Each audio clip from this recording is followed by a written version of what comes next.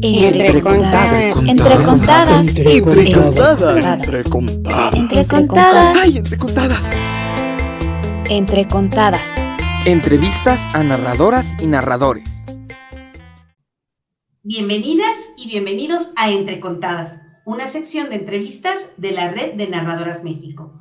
Yo soy Penélope Rivera y el día de hoy estoy muy contenta porque está ni más ni menos que Marconio. Él es contador público de cuentos. También es escritor y músico. Y me gustaría que nos cuente él en sus palabras su historia y nos llene obviamente de cuentos como es costumbre en este programa. ¿Cómo estás, Marconio? Qué gusto que estés aquí. Muy bien. Qué bien. Marconio, cuéntanos, ¿cómo fue que entraste a este mundo de la narración oral y que decidiste, pues hacer una larga trayectoria? Ya nos compartirás ahorita parte de tu historia, pero bueno, nos gustaría mucho, ¿cómo fue que llegaste a esto de la narración oral? Con mucho gusto. Primero un saludo para todos y todas amigos imaginadores, todos quienes escuchan cuentos, adquieren la identidad de imaginadores y entonces así me dirijo a ellos, queridos amigos imaginadores, imaginadoras, imaginadores. Yo soy Marconio, contador público de cuentos, me dedico a contar cuentos, mitos, tradiciones, leyendas, historias, relatos y chismes. Debo decir que lo más importante para el ser humano son los chismes.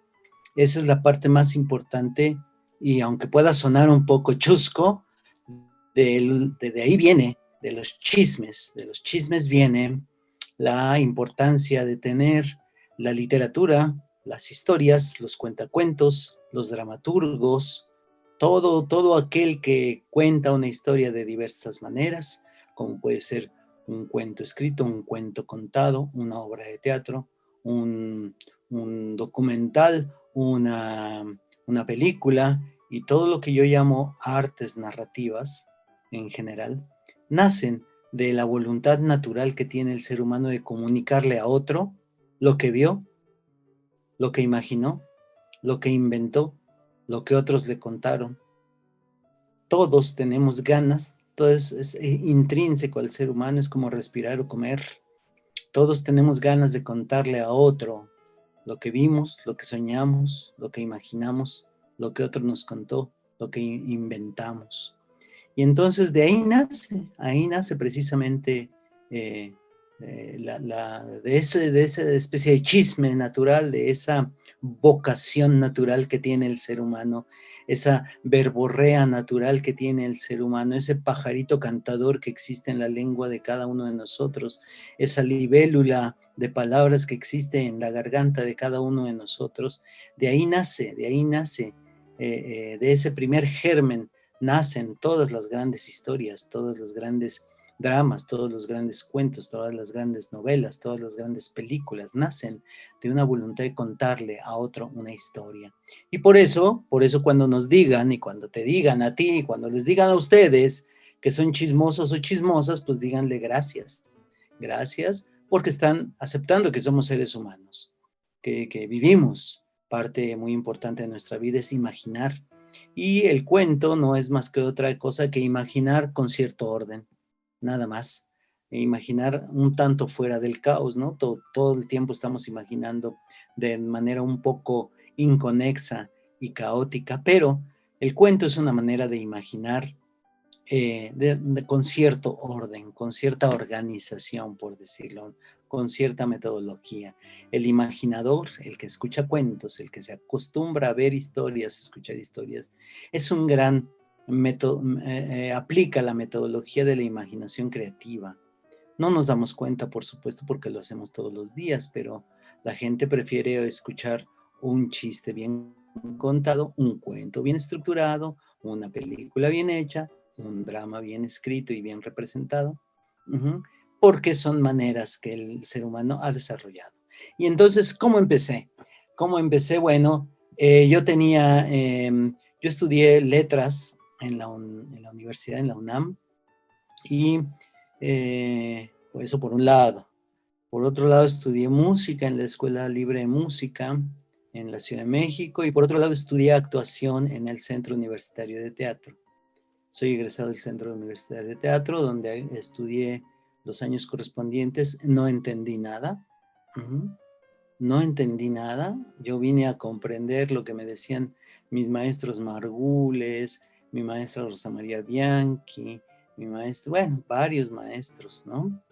Yo vine a entender ciertos aspectos que me decían ellos ya entrados los años, ya mucho más grande, cuando ya pude disentir de ellos y discernir lo que me estaban diciendo. Entonces, me captó la voluntad de los cuentos, me captó cuando yo estaba finalizando la licenciatura en Letras Hispánicas. Y mi asesor de tesis me llamó, me introdujo pues a poder hacer una tesis sobre cuento fantástico. Y ahí fue donde realmente, digamos, yo ya tenía una larga vocación lectora y un poco por la profesión también, que hay que leer muchísimo. Y eso es parte de la importancia que tiene una carrera como Letras Hispánicas, en donde te enseñan a discriminar la buena lectura de la mala lectura. Eso es esencialmente lo que aprendemos en la licenciatura, a distinguir lo que es un buen escritor de un mal escritor, ¿no? Lo que es una tradición de escritura y lo que no es. Y entonces, bueno, ahí en esa intención de hacer una tesis de licenciatura sobre el cuento fantástico, pues también me encontré casi simultáneamente con una amiga narradora extraordinaria que lleva ya mucho más tiempo que nosotros, que se llama Cristina Soni. Cristina Soni me invitó a verla narrar a Santa Catarina. Santa Catarina tenía apenas 8 o 9 años, digo apenas, ya podemos decir apenas, ¿verdad? Pero en ese entonces pues era todo un logro.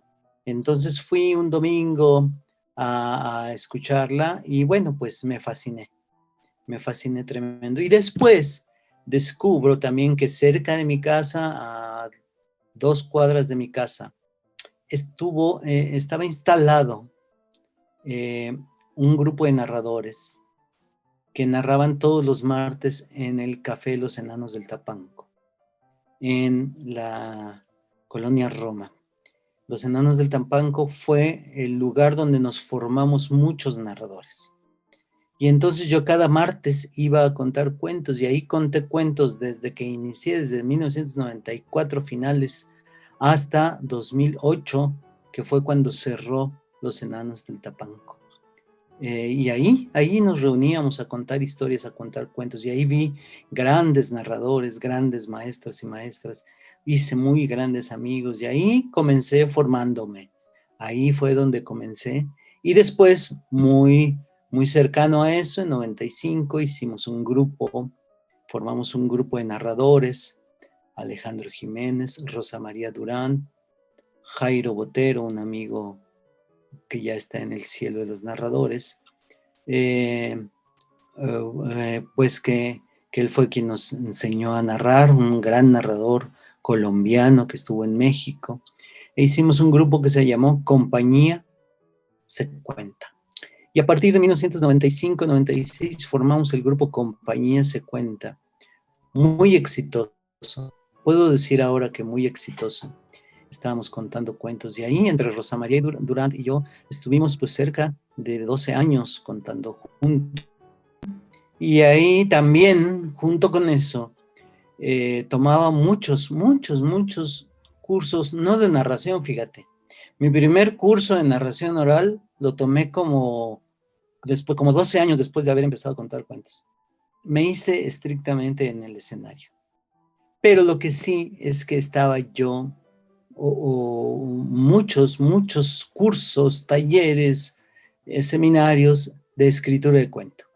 Tuve grandes maestros. Estoy hablando de unos 15, 20, quizá más talleres de cuentos que he tomado hasta ahora, de escritura de cuento. Y también, pues obviamente la lectura, la evolución de esto, ver a los grandes maestros. Tuve la oportunidad de viajar desde muy temprano en mi carrera, pude viajar, y hasta ahora pues, he visitado 26 países narrando cuentos, y puedo percatarme de esto que dices, de diversidad enorme que hay de modos, estilos, formas, metodologías que hay para narrar cuentos. No nada más existe una metodología o una ortodoxia narradora, sino que en el mundo existen muchas formas diferentes y muchos objetivos diferentes también para narrar. Entonces, bueno, pues de ahí a la narración oral y a la música les debo mucho, mucho, mucho, porque me han permitido viajar por el mundo y conocer una gran cantidad de narradores y narradoras por todos lados, en inglés, en francés, en alemán, en ruso, en portugués, en lenguas del oriente, en lenguas africanas, en polaco, en búlgaro, en húngaro, en inglés, obviamente,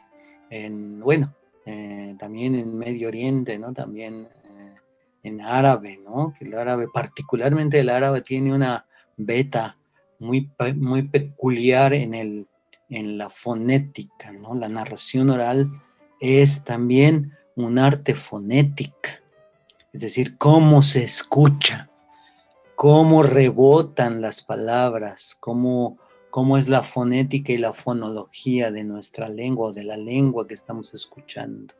Hay lenguas que pues particularmente tienen una forma muy linda a la hora de escucharse, ¿no? Hay otras que son como que tienen otros aspectos de belleza a la hora de escribirse, ¿no? Pero sí, por ejemplo, escuchar en portugués la narración oral, en árabe, es algo muy bello, ¿no? No así, por ejemplo, en ruso, ¿no? En ruso es un poco duro, ¿no? Estoy hablando estrictamente de la fonética y la fonología. Y bueno, el español, pues no podemos saberlo, porque como hablamos todos los días, no sabemos, todos nos dicen que hablemos español en muchos lugares y es la segunda lengua más hablada del mundo, el español, ¿verdad? Y bueno, pues cada lengua tiene su fonética, su fonología, y cada lengua tiene su realidad y su mitología, ¿no? Y entonces también eso enriquece la paleta de colores, enriquece el abanico interpretativo, enriquece la poética de la narrativa del arte de contar cuentos. Y de ahí pues hasta ahora que bueno, pues de las culminaciones, de las primeras culminaciones grandes, pues es el logro de la beca FONCA de narración oral de trayectoria en 2016 para ejercerse en 2017, 2018 y 2019. Y eso también me ha permitido establecer una plataforma para lanzar pues más historias y más cuentos. Por ahí más o menos es la historia. Pues una gran historia, Marjorie, muchas gracias por compartirla. Hay algo aquí que me gusta mucho, creo, de tu formación y que lo pudiste conjugar de una manera muy armoniosa porque creo que también tiene una relación natural, ¿no? Hablabas ahorita como de la lengua, que las lenguas, ¿no? La lengua y las lenguas y los lenguajes, pues tienen su musicalidad y creo que tú has fusionado mucho como lo que tiene que ver con la música, como una estructura, y otra estructura que también, y me parece que es bueno para quienes sean narradores en formación y estén viendo este programa, que me parece algo muy importante, es la estructura literaria, y acabas de decir algo que me parece muy bueno, y que permite que uno entienda perfectamente el cuento, no solamente con el disfrute de contarlo y la oralidad y la palabra, porque son muchas cosas para la narración oral, pero creo que la estructura del cuento nos permite también tener un manejo muy, muy bonito del cuento y poder también hacer variantes en la narración, que bueno, ya es otra cosa más allá de leerlo, porque como dices tú, pues hay una apropiación y una versión cuentera, ¿no? Y bueno, nos decías que has ido por 26 países, que eso, wow, es una gran trayectoria. Y bueno, platícanos, ¿qué has visto tú de cambios? Bueno, me imagino muchos, pero que tú has visto, esto ha consolidado, bueno, ahorita platicabas algo del el Tapaco de los Enanos, a mí me tocó ser espectadora en ese lugar, en ese entonces yo era vecina de la zona y bueno, pues nos íbamos a echar chelas, que además el lugar era maravilloso, era un lugar muy peculiar, justo era un lugar pequeño en donde se disfrutaba bastante de la narración oral y que podría decir que es de los pocos lugares de esa época que hizo muchísimo, no solamente para la narración oral, sino también por generar un espacio con esas características muy propias que no lo tuvieron otros lugares que quizás sí tuvieron narración oral, pero a mí me pareció que particularmente ese lugar era como, pues también cafetería, tenía un ambiente muy familiar, no era un bar como da en otros casos y que, bueno, me gusta mucho, quería compartirlo porque fui espectadora y bueno, es como muy gozoso oír hablar del lugar a donde te vuelves tú público de ese espacio. Pero, ¿qué has visto a lo largo de estos años? Compártenos algunas como experiencias o anécdotas de lo que tú has visto que ha sido como cambios significativos en la historia de la narración oral en México, desde tu perspectiva.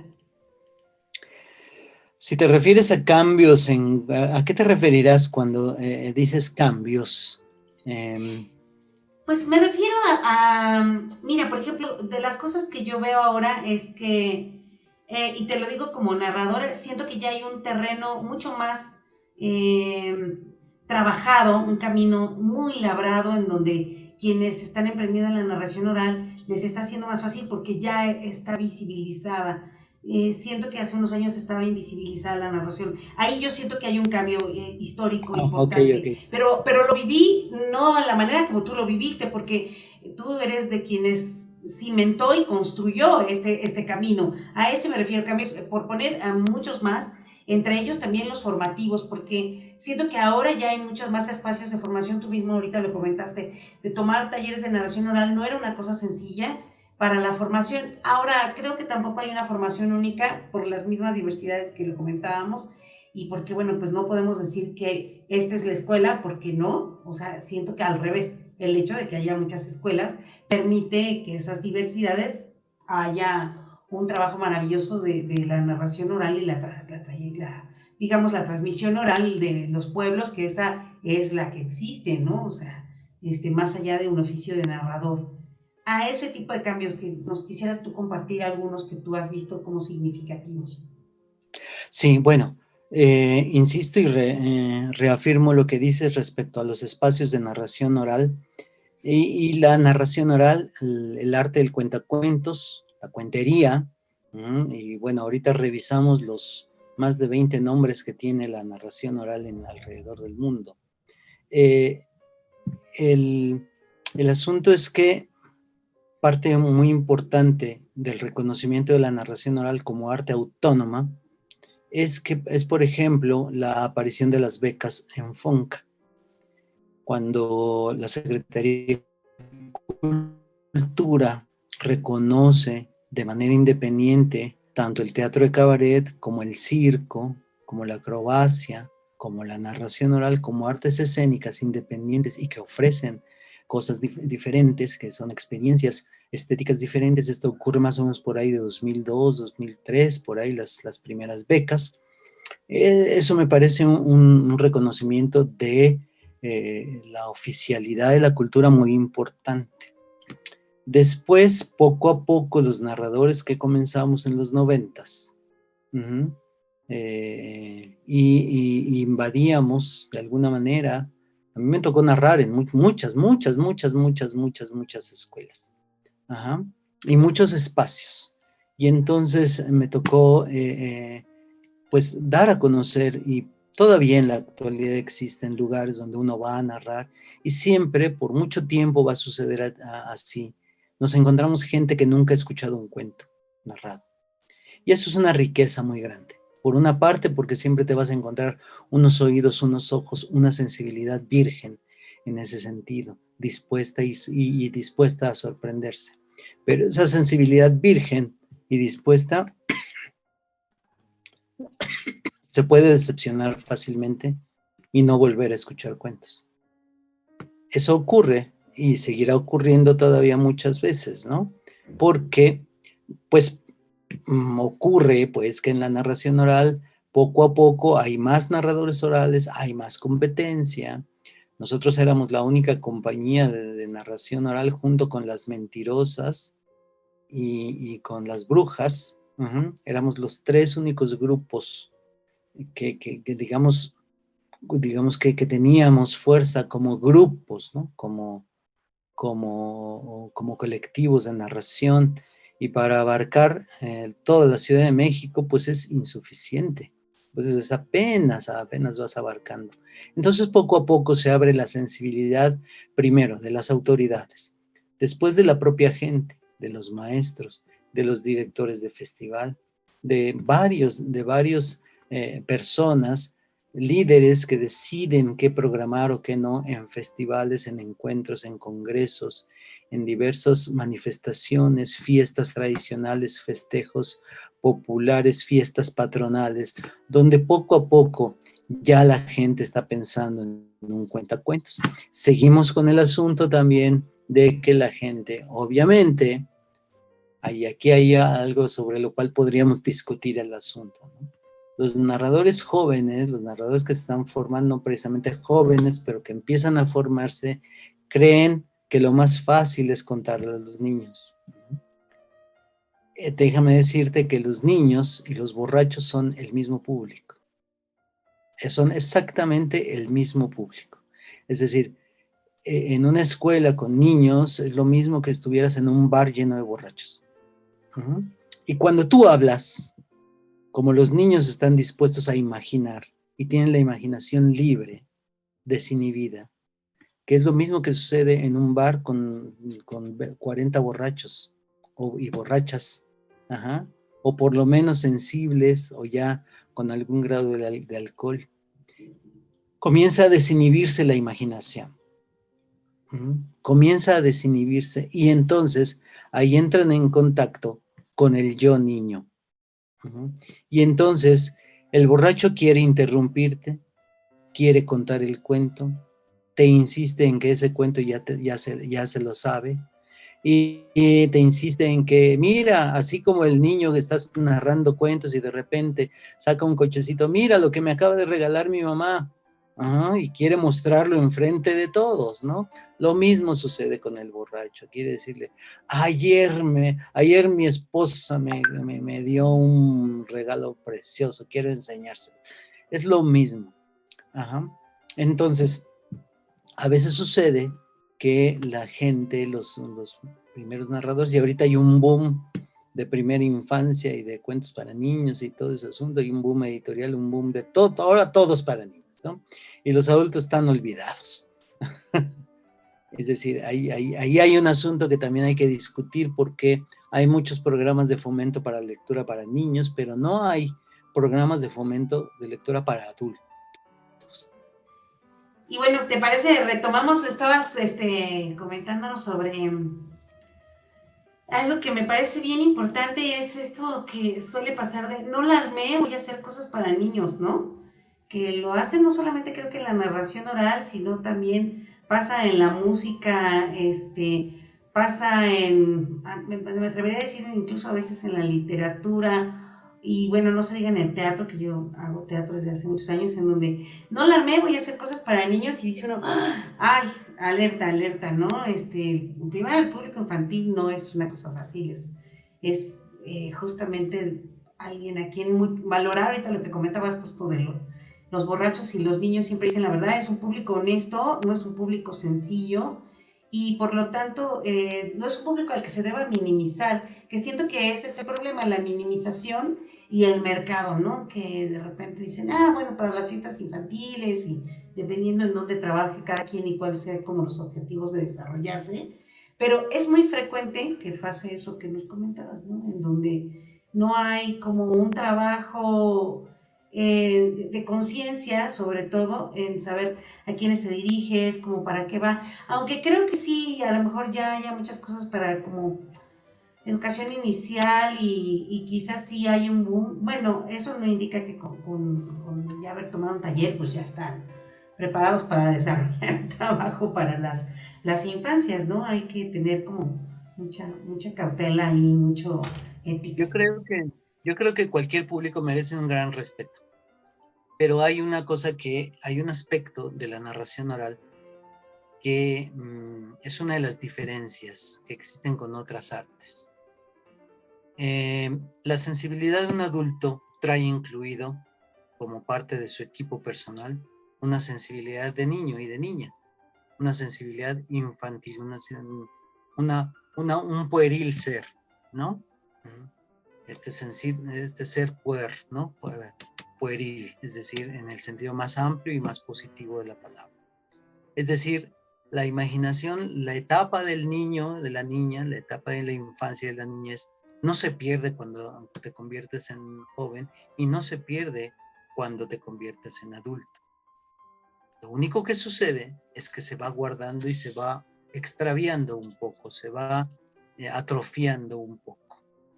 El maestro Andrés Enestrosa decía que la única posibilidad de paraíso que existe para el ser humano es la infancia. Y todos los seres humanos, todos los seres humanos, queremos regresar a la infancia. Todos los seres humanos. Y entonces, a la menor provocación, caemos en el juego de los niños. Caemos en el paraíso de la infancia. Lo podemos ver muy fácil cada vez que un adulto va cerca de un parque de diversiones donde hay columpios, volantines, subibajas. ¿Qué hacemos? Vamos y nos hacemos volantín, subibaja y columpio, porque necesitamos tener contacto con aquello con lo que fuimos niños, ¿no? Es decir, y a veces, en muchas ocasiones, el único contacto real y la única referencia de felicidad que existe para el ser humano es la infancia. Esto está muy claro en una película muy famosa y muy conocida que es El Ciudadano Kane.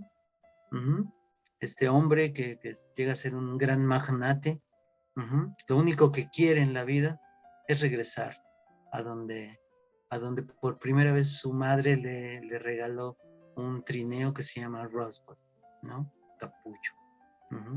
Es decir, eso es lo único que para él es la felicidad. Entonces, ¿por qué digo esto? ¿Para qué? ¿Hacia dónde voy con esto? Yo cuando cuento cuentos, yo los mismos cuentos que le cuento a los niños se los cuento a los adultos. Los mismos. Los mismos. Y a veces con el mismo lenguaje. El asunto es que para mí, contarle a adultos no es contarle a una persona de 50, 40, 30 años. Es contarle al niño que está dentro de él, a la imaginación pueril que está dentro de él, a la imaginación infantil que lleva ahí. Dispuesta al juego, dispuesta al atrevimiento, dispuesta al brincar de lo alto, de la cima, brincar del edificio, brincar, jugar, correr.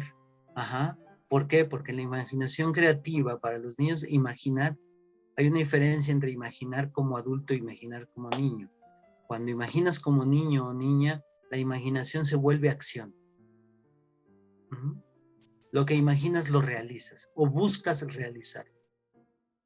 El ser humano ya adulto, lo que imagina ya no tiene el impulso, ya no tenemos el impulso de ir a realizar. Es decir, el niño que somos niños y niñas, lo imaginamos y vamos y buscamos realizar.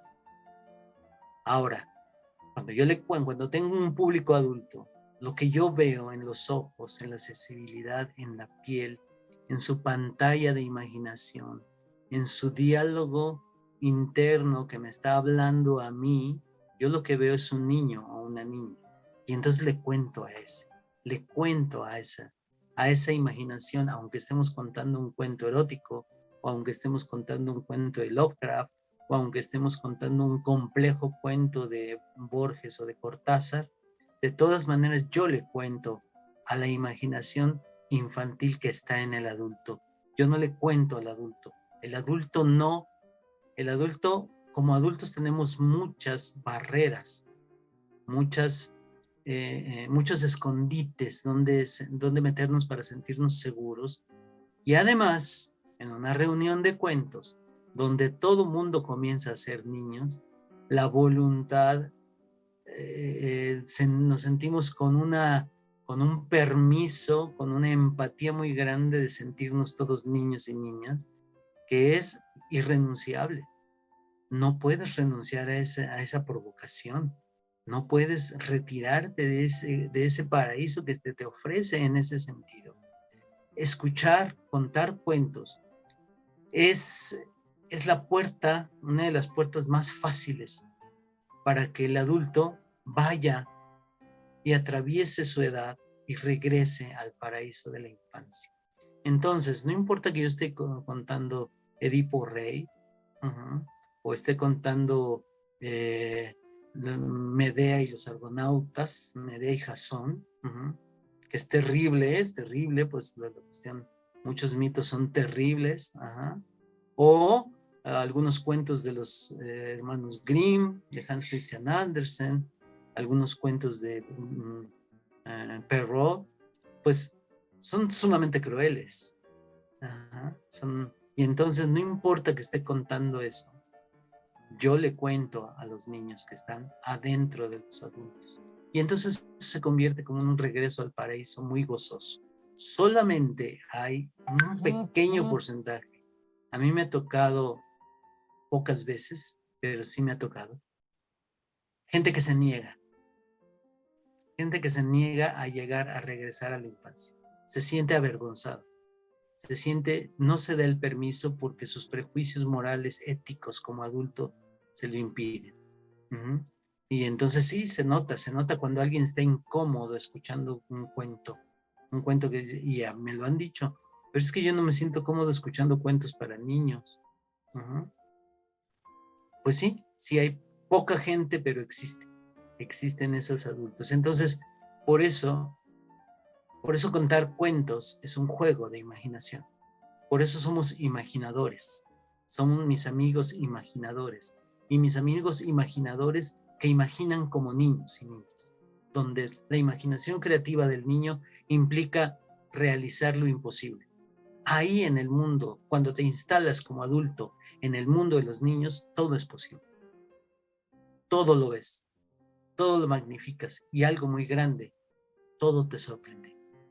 Cada capítulo, cada episodio, cada personaje, cada vuelta de tuerca del cuento, cada peripecia que lleva el cuento te sorprende, te llena de vida, te hace abrir los ojos y lanzar una exhalación de sorpresa, porque a cada momento estás como niño sorprendiéndote de las cosas maravillosas a las que te lleva el narrador oral y el cuentacuentos. Entonces, esto es algo, nos estamos desviando un poco de la pregunta, ¿qué ha cambiado? ¿Qué ha cambiado en la narración oral? ¿Qué ha cambiado? Pues no sé qué haya cambiado. Lo que sí veo que ha cambiado es que la gente acepta más a los cuentacuentos, la misma comunidad artística acepta más a los cuentacuentos, porque nosotros somos como un patito feo en la comunidad artística. A nosotros nos ven como un patito feo, porque, es también culpa nuestra, ¿no? Hay un proceso muy lento, creo yo, de profesionalización de la narración. Mucha gente cuenta cuentos y se presenta ante el público contando cuentos sin una actitud profesional. ¿Qué es ser profesional? Nos preguntaría. Porque eso puede ser muy fácil. Es decir, una actitud profesional para mí es muy sencillo, ¿no? Un profesional es el que está listo para contar cuentos ahora, en este momento, y tiene varias opciones. Es decir, ahorita son las 8:30, 8:50, son las 9 de la noche. Y me llaman por teléfono, Marconio, ¿puedes ir mañana a las 8 de la mañana a una escuela o a un instituto o a esta feria o a este lugar? Tengo un hueco ahí que no he llenado, ¿puedes ir a contar uno de tus espectáculos? Sí. ¿Cuál quieres? Tengo 5 espectáculos, 10 espectáculos diferentes para ofrecerte mañana mismo a las 8 de la mañana. Ay, pero te puedo contestar también, no puedo. Estoy ocupado mañana, pero le llamo a Penélope Rivera. Ella te resuelve. Ella es profesional. Ella también tiene opciones para narrar mañana a las 8 de la mañana en donde tú quieras. Eso para mí es un profesional. Es lo mismo que el zapatero o el carpintero. Tú vas con el carpintero y tiene muchas opciones para hacerte una mesa. El zapatero también tiene diversas opciones para arreglarte los zapatos. Ajá. Él no puede decirte que no. Ajá. A menos que efectivamente no pueda, que tenga muchísimo trabajo y te diga, se lo hago pasado mañana o la siguiente semana, pero sí se lo hago. Y entonces también implica ser cumplido, saber ir conociendo los públicos, saber cómo te vas a dirigir, como el mismo cuento. Se lo puedes contar a niños de 3 años, de 8, de 7, de 10, de 15, o de 20, o de 30, o de 50, o de 60, o de 90. Tener esa virtud, pero sobre todo también defender el oficio, presentarte de manera digna y saber que tu presencia está reflejando un artista profesional, un performer profesional. Tu presencia, tu manera de estar desde la gestión, tu manera de estar, estás hablando con un profesional. Y un profesional cobra por su trabajo bien. Esa pequeña transformación está ocurriendo lentamente quizá, pero poco a poco hay cada vez más profesionales de la narración oral. Seguimos siendo pocos, sí, lo voy a decir, realmente profesionales. Hay muchos semiprofesionales y muchos amateurs que no les interesa ser profesionales. Es decir, que podrían hacer hoy, mañana, y mañana si tienen la oportunidad de hacer otra cosa, pues hacen otra cosa. Es decir, se entiende y está bien. Es un hobby, como yo puedo tener el hobby de la cocina y no ser cocinero profesional. Como yo puedo tener el hobby de cualquier cosa y no ser profesional. Pero si ya quiero vivir de ello, quiero que mi dignidad pase por ser profesional y esto también es muy importante, y que mis ingresos de donde como, de donde pago mi renta y pago lo que soy, salen de la narración oral. Esa actitud profesional, entre más rápido se encuentre, más rápido va a haber más narradores profesionales. Yo tuve la fortuna de tener maestros, gente a mi alrededor, con esas ganas de ser profesionales desde el principio. Desde el principio. Rosa María Durán, Alejandro Jiménez y yo, Gabriel Martínez, nuestro amigo que también ya está en el cielo de los narradores. Desde el principio nos asumimos como profesionales. No llevábamos ni un año de narración, pero ya nos asumíamos como profesionales. Es decir, teníamos una imagen profesional, teníamos un discurso profesional. Defendíamos la narración oral como un arte autónoma desde el principio de nuestras carreras. Y eso funcionó muy bien. Y es eso, poco a poco hay más espacios, poco a poco hay más profesionalismo. Poco a poco, muy poco a poco, hay más teorías sobre la narración. La narración oral necesita escritores, comentaristas, hermeneutas, teóricos de la narración oral. ¿Y quién va a ser? Pues nosotros mismos por ahora. Nosotros mismos tenemos que entrar en discusiones serias, discusiones abiertas, discusiones y diálogos entre profesionales. No diálogos dogmáticos. Porque bueno, al principio también de la narración oral y de cualquier arte, pues también se dan dogmas, ¿no? Yo soy el poseedor de la única verdad en la narración oral o en el arte de contar cuentos, ¿no? Y se dan discusiones ahí, pues realmente bizantinas, por ejemplo, seguido, eso es tiro por viaje. ¿Usted es cuentacuentos o narrador oral escénico? ¿Usted es cuentero o narrador oral escénico? ¿Usted es cuentacuentos o...? Y le digo, ¿y cuál es la diferencia?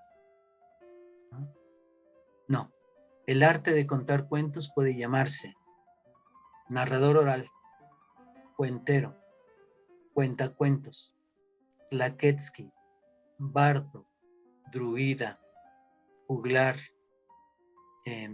ñaque, bubulú, bululú, se puede llamar aedo, se puede llamar cachero, se puede llamar caseador, se puede llamar rapsoda, se puede llamar goliardo. Ya ahí estamos hablando de por lo menos 15 nombres diferentes para que ha tenido la historia de la narración oral. Y la historia de la narración oral es mucho antes de la historia del teatro y mucho antes de la literatura.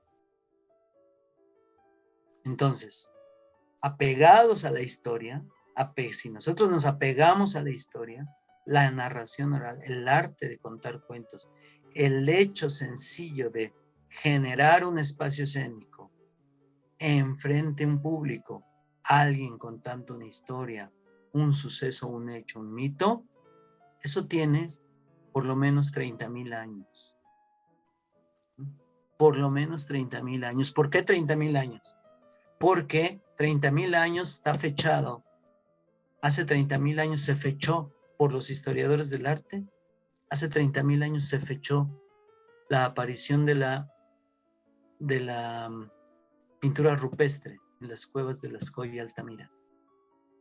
Hace 30,000 años se paró un señor, una señora, un hombre, una mujer a pintar en esos lugares, a narrar una historia, quizá mágica, quizá de cacería, quizá de lo que sea. Y si alguien narró una historia con la complejidad que implica la pintura, eso significa que ya se contaban cuentos e historias ahí. Si nos atenemos a la historia del arte, entonces hace 30,000 años. Y si nos atenemos a la documentación del arte, de la historia, del contar historias, estamos hablando de 2,500 años con los aedos. Y quizá más si nos metemos acá en México con lo que ahora se llaman tlaquetzki, o lo que se llamaron tlaquetzki. Los tlaquetzki, esa palabra significa en náhuatl el que hace que las cosas se levanten. Es poesía pura en el nombre de tlaquetzki. Yo al hablar hago que las cosas se pongan de pie.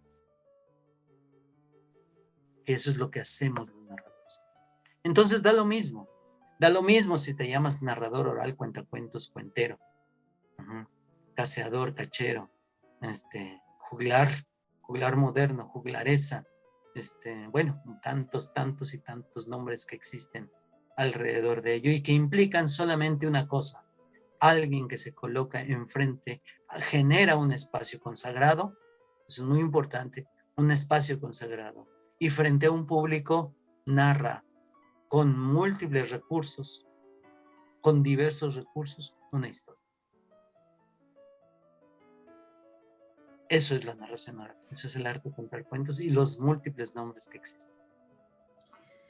Me parece sumamente interesante lo que dices y bueno, ahorita continuamos platicando porque me parece que estás diciendo unas cosas muy importantes para la narración oral. Pero entre contada y contada me gustaría que nos compartas un cuento. Claro que sí, con mucho gusto. Ajá. No traigo el instrumento ahorita, pero bueno, vamos a intentar, vamos a trabajar con este cuento. Este cuento se llama Magisterio, dedicado a maestros y maestras, porque en estos días va a ser el día del maestro, de la maestra.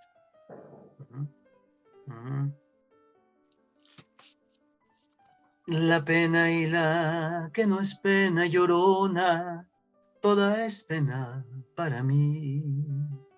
La pena y la que no es pena llorona, toda es pena para mí. Ayer penaba por verte llorona, hoy peno porque te vi. Ayer penaba por verte llorona y hoy peno porque te vi. Ay, de mi llorona, llorona de aquel lugar. Ay, de mí, llorona, llorona, llorona de aquel lugar. ¿A dónde estarán mis muertos, llorona, que los quiero sepultar? ¿A dónde estarán mis muertos, llorona, que los quiero sepultar? En el camino al Mictlán, en un espacio, en ese descenso de 9 niveles que hay que cruzar cuando uno muere, en medio de aquel camino de muertos. 42 le dijo a 43, oye, ¿por qué no resucitamos? Yo me quedé con ganas de ser maestro. 43 se le quedó mirando a su compañero. Después volvió la vista para admirar el horizonte de soles de obsidiana y le contestó, ¿que no te das cuenta? ¿No te percatas?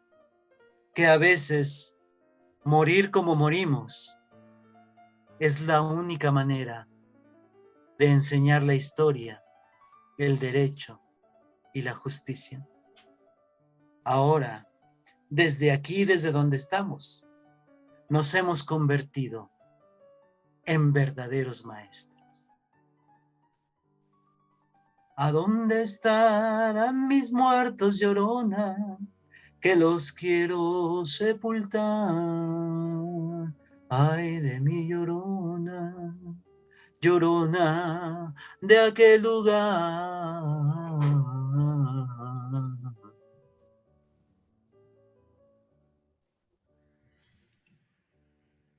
Muchas gracias, qué belleza, qué belleza. Muchas gracias por compartir. Fíjate que ahorita estabas hablando de algo que me parece muy importante y que muy pocos abordan, que es el público.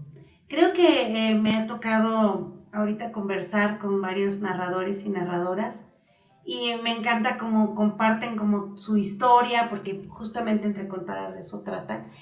Pero ahorita hablabas del público y es que sin el público no existe la narración oral y hablabas del público al cual podemos conectar, al cual vamos a motivarle, vamos a sacudir las emociones, vamos a empatizar y vamos a generar una serie de momentos únicos, ¿no? Que me gustaría que nos compartas alguna anécdota ahorita, pero antes de compartirnos una anécdota con el público, que seguramente tendrás muchísimas, y que bueno, alguna de ellas pues, me gustaría mucho nos lo compartieras. Me gustaría que nos platiques pues del libro que escribiste, que nos platiques de la fonoteca, porque bueno, pues es un trabajo también muy importante también para la documentación de estas historias, que yo creo que ahí es algo importante, porque siempre pensamos en la documentación escrita o igual, no sé, como el momento efímero de dar las funciones, pero igual creo que esa labor y ese proyecto que emprendiste, pues me gustaría que les compartas mucho más. Y bueno, pues agradecemos a quienes estén mirando este video, bueno, y pongan sus comentarios aquí, porque bueno, muchas gracias por estarlo viendo. Y bueno, me gustaría que nos compartas parte de esta propuesta, porque yo sé que es mucho lo que has hecho, pero bueno, nos hicieras como un poco un resumido de qué han hecho y por dónde has estado como trabajando en estos proyectos. La beca FONCA me dio la oportunidad de desarrollar 2 proyectos muy importantes. La beca FONCA 2017-2019 me permitió, y estaba yo obligado,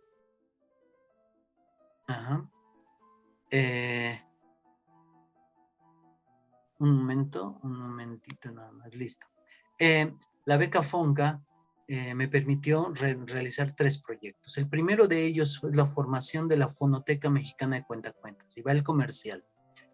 Ustedes buscan Fonoteca Mexicana de Cuentacuentos y ahí hay grabados 103 cuentacuentos con casi 200 cuentos grabados en un sitio que se llama Fonoteca Mexicana de Cuentacuentos. Ahí lo encuentran, es muy fácil, es el único lugar. Ahí durante 3 años grabé a compañeros cuentacuentos que tenían que ver o con que fueran profesionales o semiprofesionales y que defendieran con todas las garras la narración oral. Ese es el criterio de inclusión. También ahí me di cuenta de que hay ciertos vicios en los narradores orales que hay que ir puliendo también. Pero ese es un proyecto donde, te digo, grabé en el estudio de grabación que monté en casa. Y ahí grabé a 103 narradores y narradoras orales, cuentacuentos. Y me percaté de muchos aspectos, aprendí mucho de estructura del cuento, aprendí mucho también de lo que es la fonética del cuento, la fonología, cómo se oye un cuento, cómo la sorpresa del narrador oral traspasa pues el filtro de la imagen cuando narras algo muy bien, cuando eres capaz de con tu voz encantar. Cuando eres capaz de ello, a veces no es necesario la escena. Y ahí lo vimos. Entonces, una de las metodologías que sirven mucho para hacerte mejor cuentacuentos es que grabes tus cuentos. Que grabes, no con el objetivo de que eso te sirva como guía, sino que lo grabes como si fueras a presentarlo en una fonoteca, en un programa de radio. Que lo grabes lo mejor posible. Eso te va a dar una idea muy clara de cómo suena, cómo se oye el cuento. Es una parte fundamental para el narrador oral, tener el eco, y es una ventaja que tenemos, una ventaja tecnológica que en la actualidad existe. Aprietas en tu celular un botón y estás grabando con un nivel de calidad bastante aceptable. Y eso te ayuda mucho. Me percaté de ello, me percaté de la importancia que tiene y de la importancia que tiene que la sociedad poco a poco también conozca más los cuentacuentos.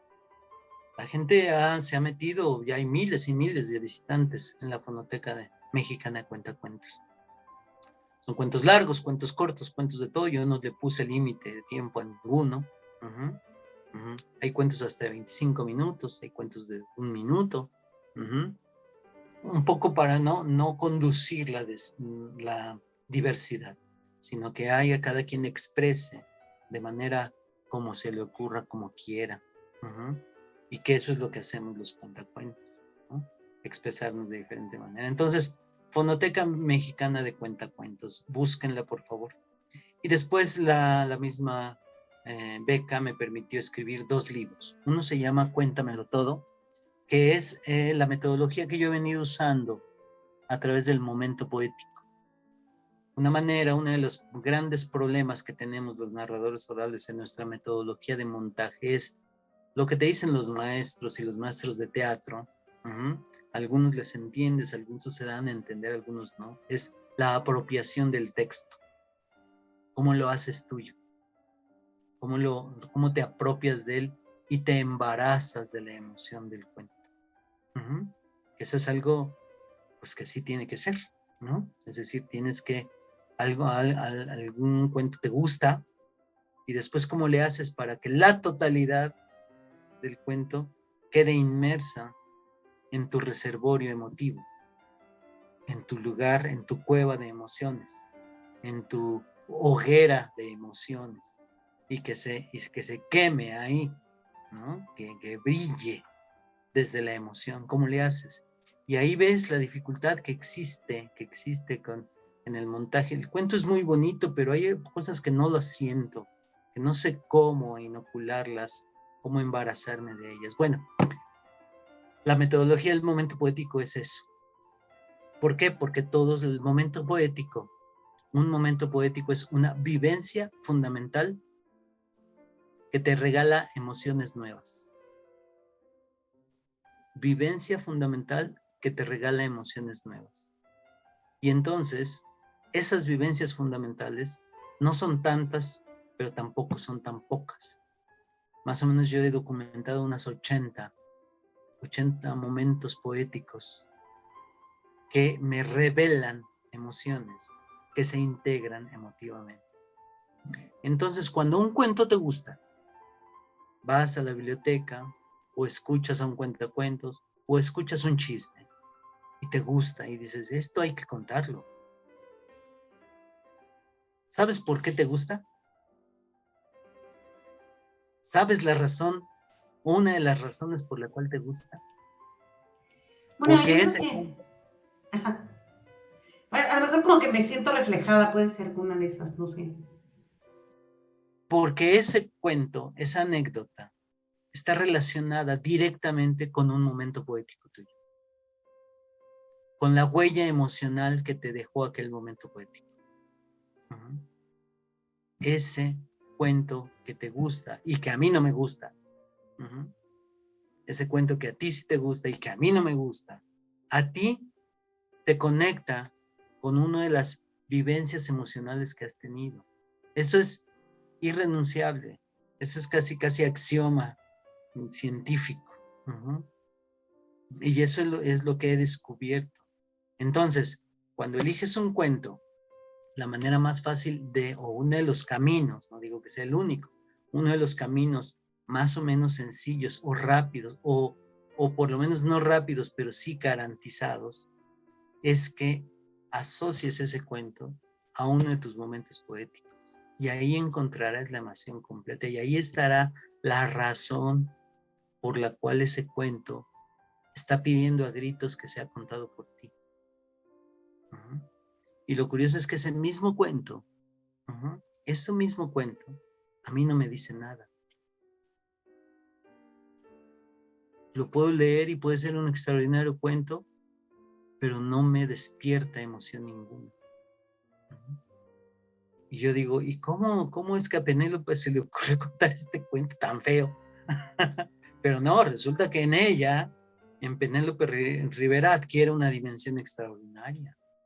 Dices que lo que pasa es que está asociado a un momento poético tuyo. Entonces, ese primer libro se trata de eso, se trata de el momento poético como metodología. Además de que habla de otros aspectos de lo que sucede, qué le sucede al que escucha cuentos. ¿Qué le sucede? Pues lo mismo, hay como un espejo, ¿no? Empatiza, o sea, es como me siento parte de la historia porque hay algunos como valores o factores universales y emotivos que hace que yo sienta la historia, también depende de quién la cuente, ¿no? Pero creo que el espectador hace eso, empatiza y genera este espejo, ¿no? El valor simbólico, la carga simbólica que tiene un cuento. La carga simbólica que tienen las palabras del cuento y el cuento mismo hacen reflejo, hacen eco en tu corazón, en tu historia personal. Y bueno, es la estrategia de muchos narradores de historias de diferentes maneras, del cine, el teatro, de la literatura, de los cuentos, de las novelas, ¿no? ¿Por qué nos gusta tanto Titanic? La película. Porque todos quisiéramos encontrarnos con aquel primer amor que nos dejó tantos recuerdos. Todos y todas. Es una abolición que tenemos ahí metida. Y entonces cuando vemos este argumento, que el choque del Titanic es el pretexto, es una historia de amor, es una historia, un recuerdo amoroso que todos o la mayoría quisiéramos. El valor simbólico de ello es muy importante. Igual, muchos de los cuentos que se cuentan, te enganchas con ellos porque hay un reflejo simbólico poderoso. Además de que lo que le sucede al espectador, en términos estrictamente freudianos, es que lo que hace el narrador oral, el cuentacuentos, es que sus duendes inconscientes, esos que siempre les tenemos con bozal y en un cuarto allá atrás, encerraditos, tranquilos, que no se escapen, esos duendes, esos monstruos, esos diablillos, y a veces no diablillos, sino demonios inconscientes, que los tenemos bien agarrados. El cuentacuentos, ¿sabes qué hace? Le ofrece al espectador un patio donde el cuentacuentos saca a pasear, a jugar, libera sus duendes inconscientes, y el espectador, ante esa provocación, también saca sus duendes inconscientes a pasear, los libera. Por primera vez, aunque sea un ratito, sus suciedades inconscientes son libres. Y por eso cuando en mis clases les pregunto, levante la mano quien ha tenido ganas de matar al vecino. Y mucha gente levanta la mano. Señoras de 50 años, les pregunto, ¿cuándo fue la última vez que vieron pasar ahí por su calle, en su ventana o por ahí, a un muchachón de 25 años, guapísimo, y se le salía la lengua de decirle, muchacho, vente conmigo ahorita?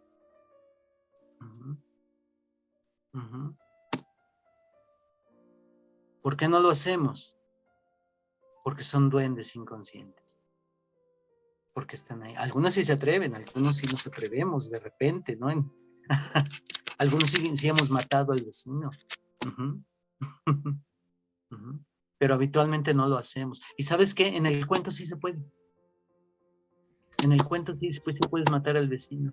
Y en el cuento sí te puedes ligar a un muchacho de 20 años. Ahí sí se puede. Y el lugar donde dan la cabida a todas las ficciones, ¿no? A todas las ficciones, el cuento. A todas las posibilidades inconscientes. Todo eso que se almacena en el inconsciente. Por eso tiene tantas virtudes el narrador oral. Y a veces no nos percatamos de ello. A veces no sabes lo que le estás, no sabes. Ignoramos absolutamente, y por mucho tiempo lo ignoré. Realmente tus palabras pueden cambiarle la vida. Un cuento le puede cambiar la vida a una persona. Realmente cambiársela. No es una pretensión ahí retórica. No, realmente una persona escucha un cuento y es capaz de cambiar la vida. Como me ha sucedido. Me preguntabas por anécdotas.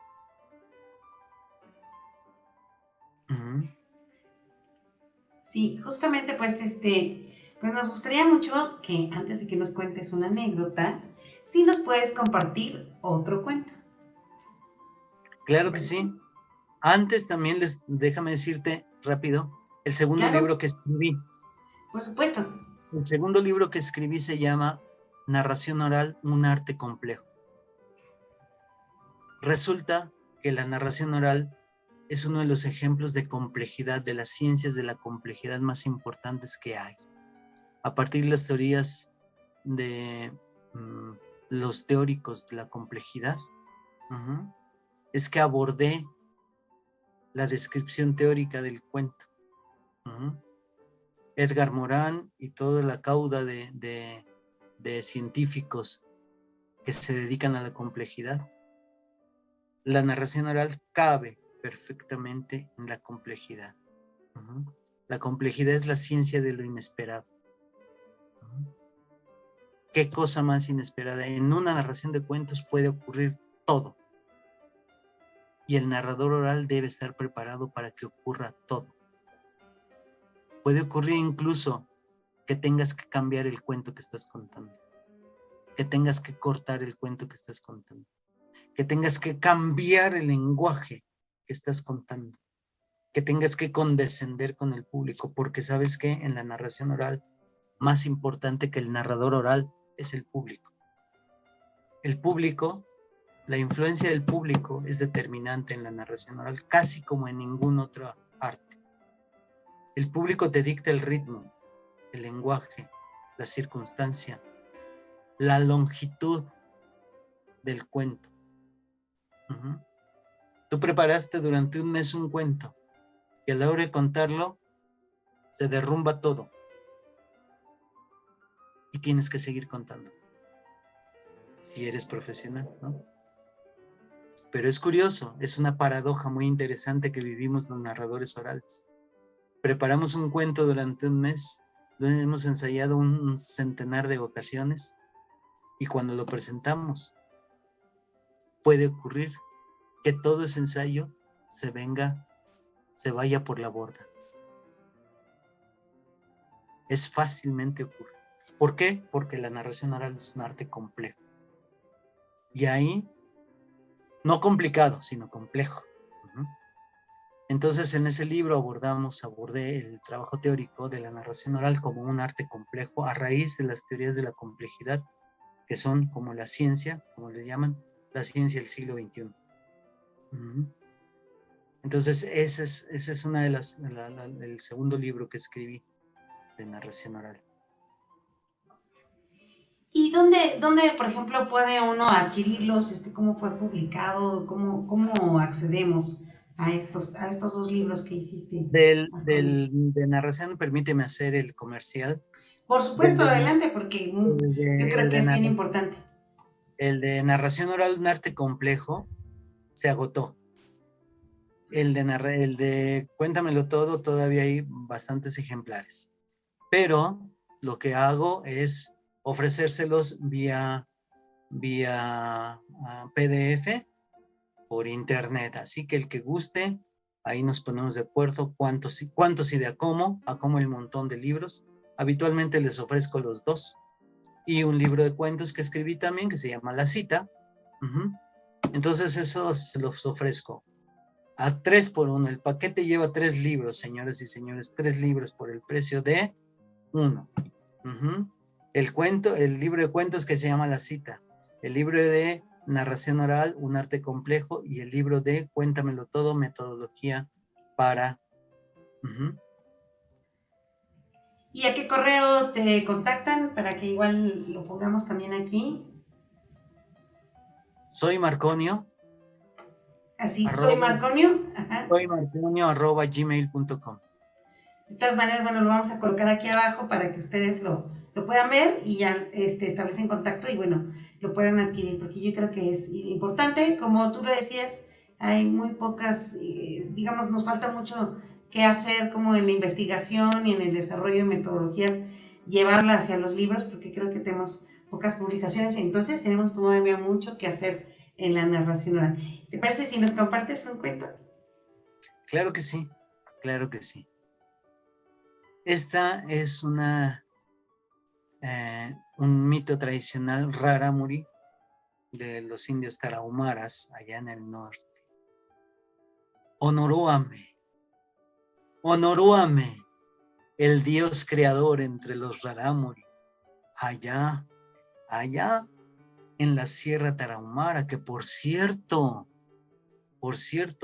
¿saben qué dice el Gran Cañón del Colorado de la Barranca del Cobre? El Gran Cañón del Colorado voltea a ver a la Barranca del Cobre y dice: cuando sea grande, quiero ser tan profunda y vasta como esa barranca. Es enorme. Y allá en el fondo se reunió Honoróame hace mucho tiempo. Bajó del cielo, reunió a todos los animales, a las flores, a las plantas, a los árboles. Aún no creaba al ser humano. Pero ahí reunió a sus criaturas y les hizo esta pregunta extraña. Les dijo: ¡Ey, escúchenme! Vengo a preguntarles algo muy importante. Quiero que me digan si es bien o es mal, si quieren o no que la muerte llegue a vivir entre nosotros. ¿Quieren o no les parece pertinente que la muerte venga a estar entre nosotros? Qué raro, un Dios consultando a sus criaturas, pero así fue. ¿Quieren o no que la muerte llegue aquí? Los animales se quedaron extrañados ante tal pregunta. ¿Cómo nos pregunta? ¿Qué es eso? Díganme. Discútanlo, platíquenlo entre ustedes y mañana nos vemos. Los animales grandes se reunieron junto al río. Los animales pequeños se metieron en una cueva. Los árboles y las plantas hicieron alrededor de un pino un convite y ahí platicaron.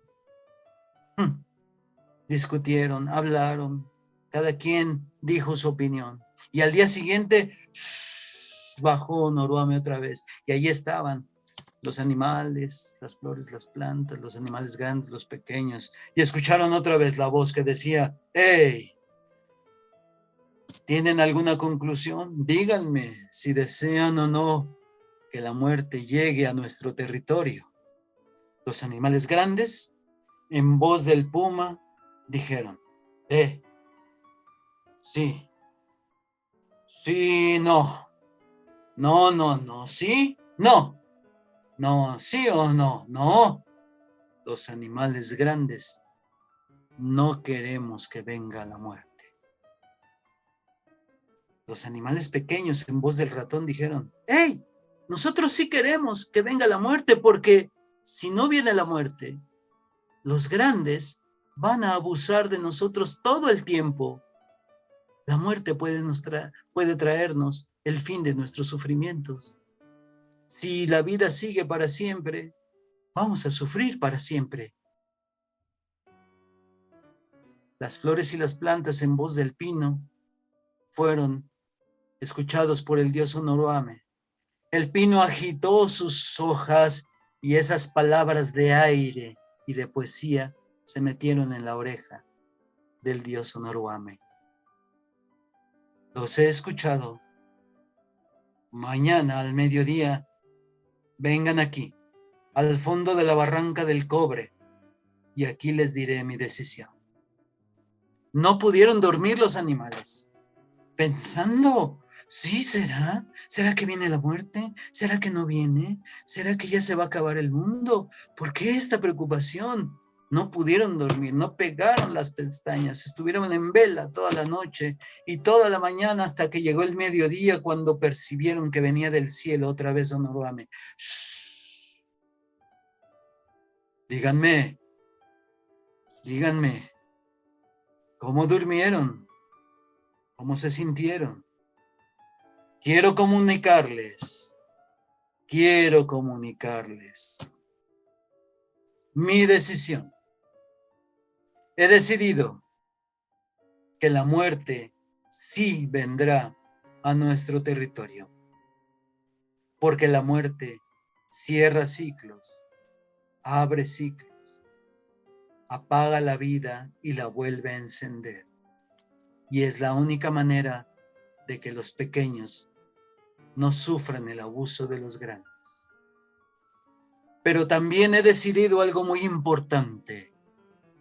He decidido que las criaturas que más tiempo van a vivir en el planeta serán los árboles, porque de ellos solo recibimos sombra, aire puro, amistad, fruto y solo cosas buenas.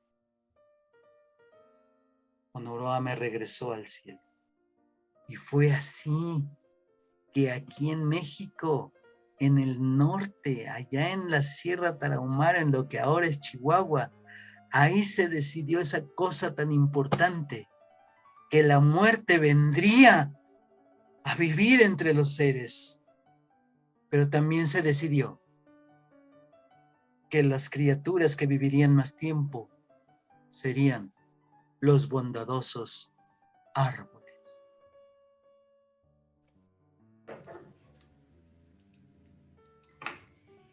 Qué belleza, qué belleza. Muchas, muchas gracias por compartir. Y bueno, ya para cerrar el programa, que está buenísima la charla, yo creo que habrás de venir otra vez a Entre Contadas y platicarnos muchas de estas aventuras que tienes. Me gustaría que nos compartas una anécdota que te haya pasado con público y la compartas aquí con el público que ve este video. Dos anécdotas muy lindas.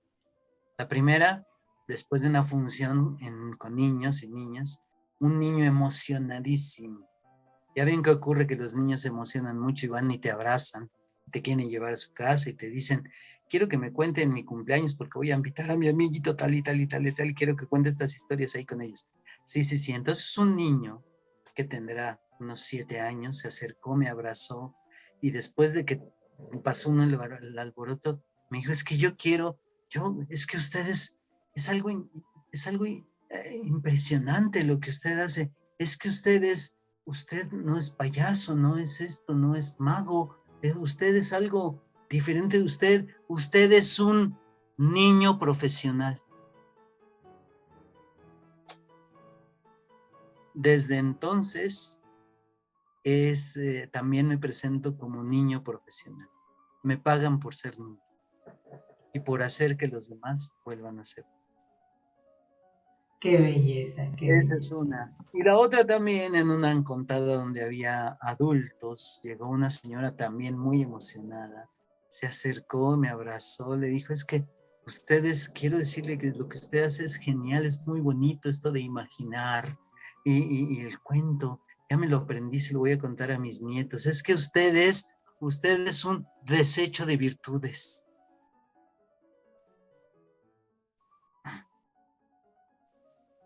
Un desecho de virtudes. Le digo, pues ya no le pude decir nada. Le digo, ay, muchas gracias.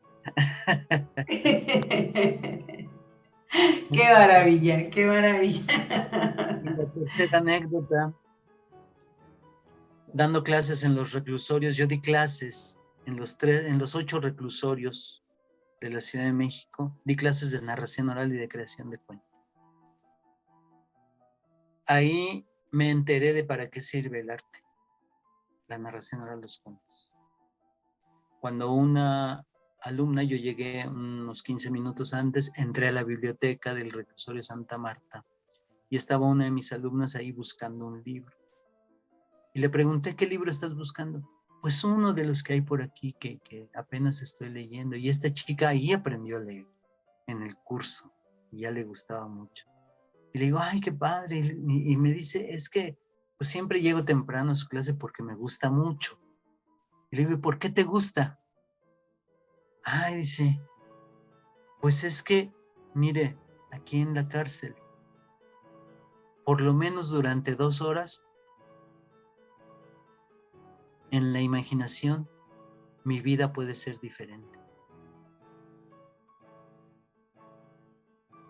Ese día salí de dar clase, me puse a llorar en mi coche ahí un ratote, porque ninguno de mis maestros de literatura me había dicho con tanta claridad para qué sirve el arte, para qué sirven los cuentos y la literatura. Por lo menos durante un rato, mi vida en la imaginación puede ser diferente. Esa es nuestra misión. Muchas gracias por compartir. Justo es el público quien nos da estos regalos maravillosos para continuar haciendo y para construir más imaginarios colectivos, ¿no? Justamente. Pues muchas gracias, Marconio, por la entrevista y por compartirnos parte de lo que tú eres, que bueno, pues has aprendido muchas cosas y bueno, ojalá y nos sigas compartiendo mucho más, porque sé que tienes muchos proyectos en puerta, ya nos contarás en otra ocasión. Pues muchas gracias y bueno, pues nos estamos viendo en la siguiente. Muchas gracias a ustedes. Sigan contando cuentos, sean muy buenos chismosos. Ajá. Que vivan los cuentos, que viva la narración oral, que viva el arte de contar cuentos. Y bueno, esto fue todo el día de hoy en Entre Contadas. Y nos vemos en la siguiente. Hasta luego. Red de Narradoras México.